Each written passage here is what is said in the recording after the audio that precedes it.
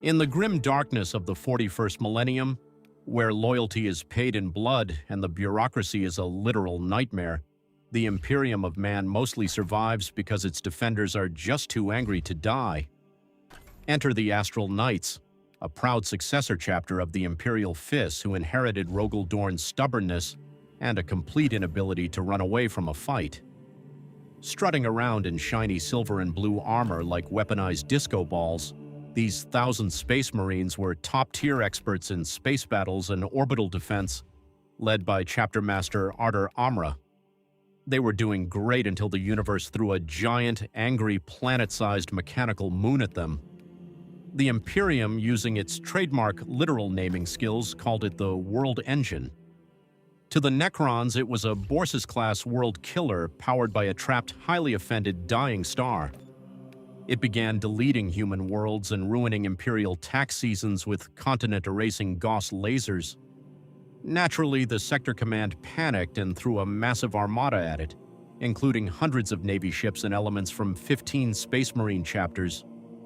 The combined fleet unleashed a localized apocalypse, but the World Engine's void shields basically told physics to mind its own business, absorbing the fire and shooting back to slice Imperial battleships like wet paper.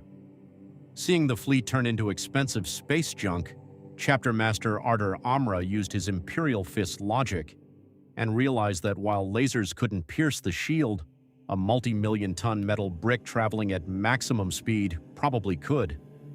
He ordered everyone to move, cranked his battle barge, the Tempestus, to absolute overdrive, and rammed it directly into the planet killer like a weaponized meteor. With a crunch that deeply offended aerodynamics, the Tempestus punched right through the shields and crashed into the living metal crust. This reckless stunt dropped the shields just long enough for Amra to launch 772 of his battle brothers onto the surface in drop pods for the ultimate no-regrets business trip with zero chance of evacuation. For one solid hour, the surface became a total meat grinder. Millions of ancient, grumpy Necron robots woke up furious that flesh bags were stepping on their metal lawn. The overlord of the machine, a fellow named Hezar, watched in amusement as Gauss fire melted Space Marine armor down to the bone. When the Astral Knights inevitably ran out of bullets because shooting millions of robots uses a ridiculous amount of ammo, they simply started smashing robotic skulls with chainswords and bare fists like they were malfunctioning alarm clocks.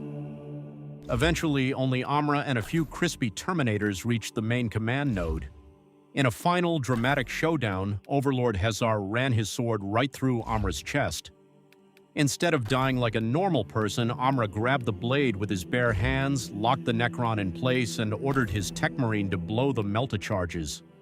The shields vanished, the machine groaned, and the waiting Imperial fleet immediately dumped every cyclonic torpedo they had into the open wound. The World Engine exploded into a million very expensive pieces, saving the sector. The victory was total, but so was the bill. Out of the 772 Marines who landed, exactly 0 came back. The chapter was completely wiped out. Months later, the Mechanicus salvaged the wrecked hull of the Tempestus and placed it on a shrine world, surrounded by 772 obsidian statues to honor the fallen. To top it off, a single Blood Angel was left to guard it forever, scoring the loneliest security guard job in the entire galaxy. The Astral Knights are gone, but they left behind the ultimate proof that no matter how advanced your undying metal empire is, humanity will always find a way to punch you right in the face.